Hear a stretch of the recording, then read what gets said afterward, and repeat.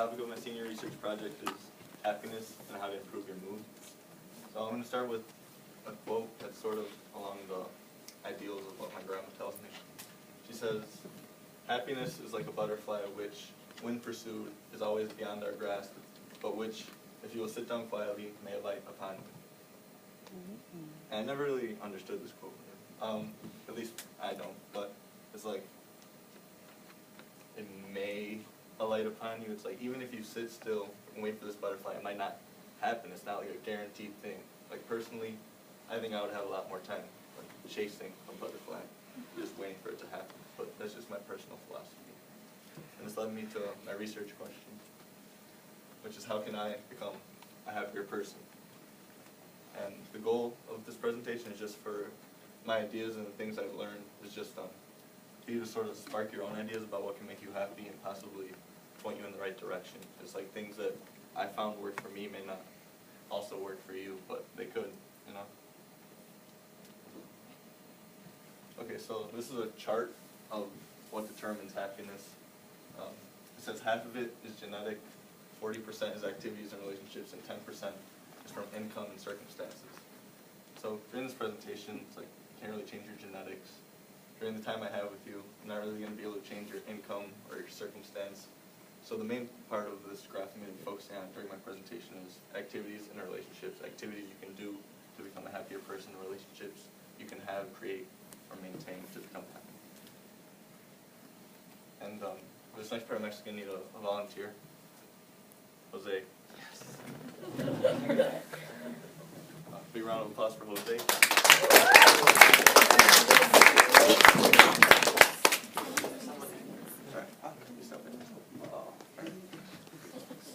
All you have to do is catch this book. All right. Yeah? Yeah. Well, okay, good job. Round of applause for Jose. Here's a dollar.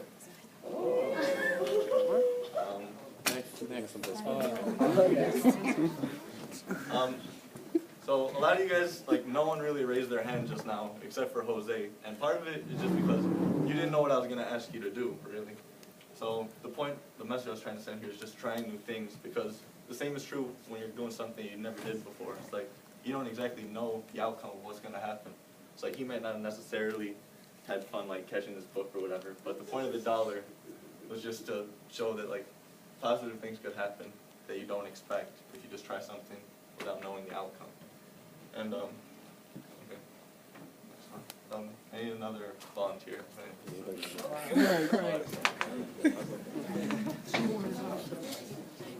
Alright, it's the same thing, just saying. Right there, yeah, catch this book. Okay. Round of applause for Alexa. Get this empty bag of chips. So, not that many more people raised their hands, but Trayshawn, there's at least two, so that's double the amount that there was the first one. But the point of that is just to show, it's like, don't do what other people are doing that makes them happy and expect it to make you happy. It's like, it's not the same for everyone. You know, like a dollar, it's like it represents a positive outcome, a negative outcome. So you should do, I'm encouraging you to find what makes you happy and not just follow what other people are doing.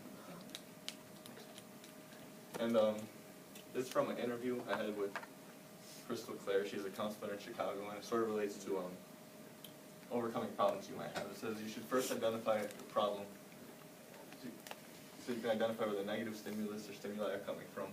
From there, you can choose how to overcome the problem. And this relates to what I'm saying about happiness, is because everyone has a different problem, a different stimulus or stimuli. So the solution isn't going to be the same for everyone. Happiness is a subjective thing. It's personalized towards you. Everyone here is a different person, and there's tons of problems, there's tons of negative things that are happening, and there's tons of ways you can fix it.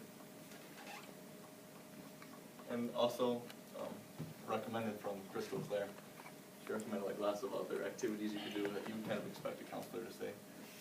So like working out, having a positive diet is a good thing to improve your mood, as well as meditation or yoga, or simply walking through a forest.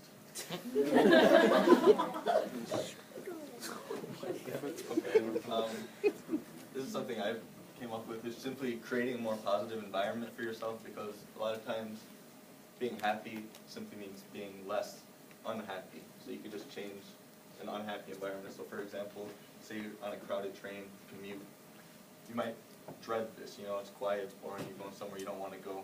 You have the opportunity to like make this more positive. You can read a book, you can listen to music, you could talk to someone.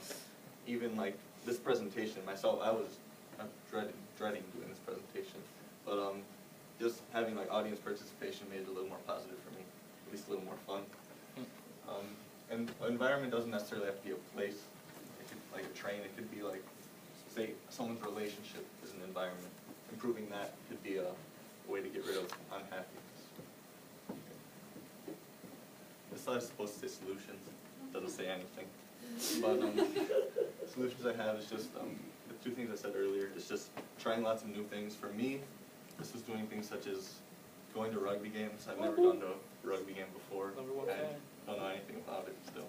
But it's pretty fun to go to. And then also like baking a cake. I didn't know anything about baking cakes, but I did that. And so I encourage you guys to just try things you've never done before, because if you're unhappy, it simply might be because you haven't found anything that makes you happy yet, or something that makes something you're passionate about yet. And then another solution, just for becoming happier, is creating a more positive environment, like I said. But also things that I did, like the trying new things, going to rugby games. I know the people who are on the rugby team and the coaches there, they appreciated me being there. Simply being there for other people and showing you care in a way makes you more happy, because you know you help someone. If you make a cake for someone, some snacks, you know, people appreciate that too. So even you can always make someone else's life better simply by being yourself. And that's all I have to say.